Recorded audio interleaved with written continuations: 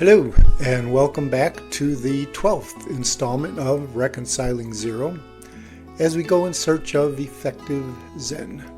The question we posed last week was, what do we make of the four gates? Equanimity, direct knowledge, self-awakening, and unbinding. Recall that as part of our quest to answer the question, is this Zen Mountain? We are examining the notion of zero-buddhism, the conditions necessary for the activity of Buddhism to arise. Previously, we identified three such conditions. First, we need a clear picture of the highest good, namely the realization of infinite mind. Second, we need a clear picture of the path to the realization of infinite mind. Last, we need an understanding of the obstacles expected along this path. And currently, we are examining the second of these conditions, a clear picture of the path to the realization of infinite mind.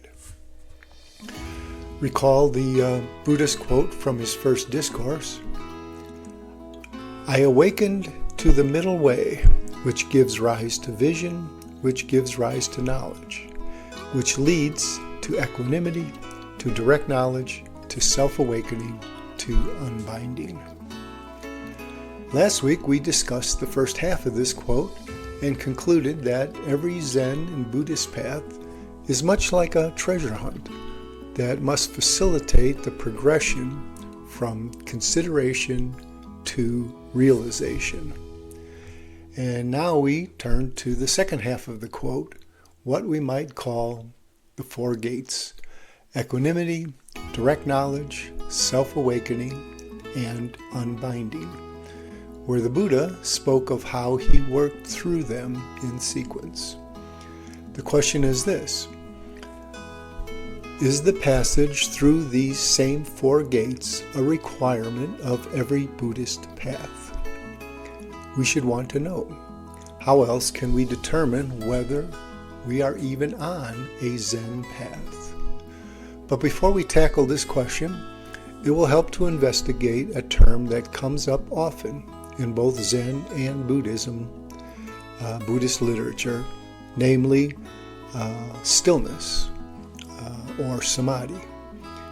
In a previous episode, I referred to the simple definition of Zen, namely that Zen is the pursuit of stillness and wisdom. But until now, we have never investigated the term stillness.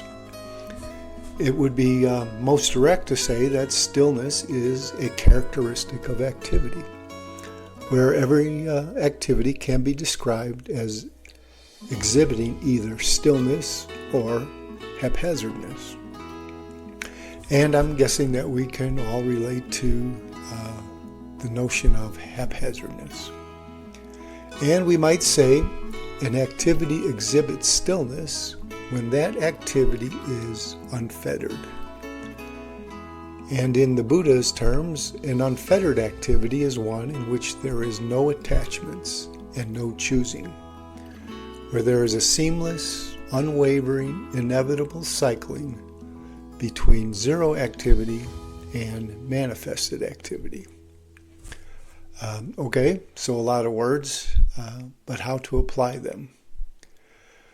For the Buddha, referencing the middle way, we can understand stillness as the unfettered activity of suffering, inevitably cycling between suffering arising and suffering ceasing. For the Zen master Joshu Sasaki, stillness is the unfettered activity of clarity, the inevitable cycling between perfectly clear and not so clear. For Thich Nhat Hanh, stillness is the unfettered activity of joy. And there are teachers who speak of reality, creativity, compassion, fear, and so on, each expressing an activity that can exhibit stillness, each presenting an activity that can be, fettered or unfettered. And so we now have a baseline of stillness. as unfettered activity. What's next? In realizing that not all teachers speak of suffering, that different teachers may use a variety of unique instructional devices, and if we refer to these devices as frameworks, then for next episode we pose the question, are there characteristics common to all teaching frameworks? And until next episode, cheers!